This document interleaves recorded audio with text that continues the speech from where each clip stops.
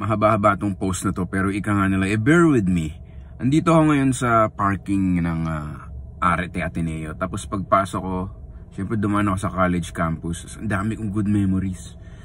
Tapos bago ako lumiko, may high school doon. Tapos hindi ganun karami yung memories ko. Masaya yung college ko kasi same barkada naman parang plus more. Para siyang high school Pro Max. In terms of barkada na atambay ko yung college. Tapos na-realize ko na hindi rin ako masaya nung high school kasi yung sikat ng mga high school, ito yung kwento sa experience ko sa Ateneo, sa batch ko. Nung grade school, hari yung mga varsity mga varsity basketball player, ganyan. Kasi syempre basketball country tayo Tapos binubuli lahat, syempre grade school yun, all boys Tapos pagdating mo ng high school, biglang hari na yung mga pogi tsaka yung mga konyo. Na-realize ko kasi makaka-interact mo yung mga Poveda, mga Assumption. Wala akong makausap noon kasi lahat sila nag-i-English. As in, hindi mo na Englishero, diba? So parang grabe yung, kailangan ba, anong bansa ba ito? Bakit hindi ako makausap?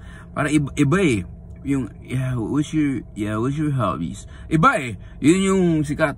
At saka syempre pag pogi ka, kahit anong salita mo, pogi ka diba?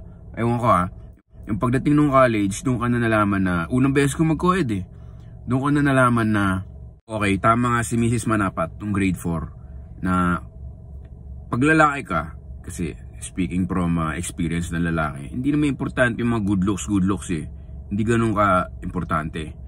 Diba? Nung college na-realize ko na okay, nag-pay off na yung kaka-push-ups ko nung high school sa pagiging insecure sa mga kaklase kong pogi talaga.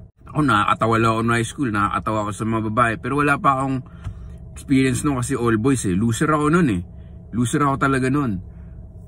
Ngayon di na, masyado. Nung college, nung ko nga na-realize, okay, nagpe-pay off na yung mga push-ups ko At saka, nakakatawa pala ako, gusto pala nila yun. Makakausap pala nila ako. Mas importante, makakausap ko pala sila. Kasi pwedeng nung high school, pwede naman nila ako kausapin. Sobrang insecure ko lang sa English tsaka sa itsura ko. Nung college ako, kumbaga, second year college din ako nag-start ng stand-up comedy. Ang daming beses na sa buhay ko na sinave ako na stand-up comedy. Diba? Confidence-wise, financial-wise. Pagka may, alam mo yon, siya yung, sabihin na natin, ika nga ng mga bata ngayon, cringe AF. Laos na rin ba yun? Pero yun na yung identity ko ngayon Parang dun ako. Basta. Arete, March 23, 2024. Manood sana kayo. Ito yung homecoming gig ko. Pero hindi naman kailangan maging Ateneo. Kasi hindi naman ako typical Atenista. Diba nag-joke-joke ako na hair. Hindi naman ako ganun So kahit saan ka galing, may enjoy mo yung stand-up comedy ko. Promise. Wow, big promises. Parang politiko lang Arete, March 23, pag-up na yung ticket link, lalagay ko sa link and bio.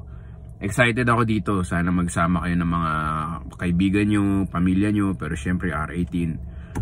Kita-kita tayo dito. Pasensya na sa mahabang post. Talagang marami lang emosyon tsaka memories, nostalgia dito sa lugar na to Pero hindi siya magiging, ito, Atenista jokes, lahat Ateneo jokes. If you can't relate, then hindi ka manood. Hindi, mga joke tungkol sa Pilipinas, pare. Identity ko stand-up comedy, pero hindi ko naman identity yung Ernista, alam mo yun? Yung mga alumni na pumupunta pa rin sa UAAP game. Ang tanda mo, bakit pinapakyo mo pa rin yung mga batang 20 years old lang yung mga basketball player, pinapakyo lang get a life! Ika nga nila, get a life! Yung mga alumni na jacket pa rin na Ateneo. Mahilig lang talaga ako sa dark blue kasi pag pawis ako, hindi halata, tsaka hindi ako baktong. Yan, isa pa sa mga insecurity ko yan nung high school kasi yung polo namin light blue So lagi akong ginadya. Basta manood na lang kayo na Arete Ateneo, March 23. Again, open to the public. Kahit saan kayo galing. Wala akong pakialam kung ano school nyo. Kung nag-school kayo, hindi. Ticket link soon. Peace out.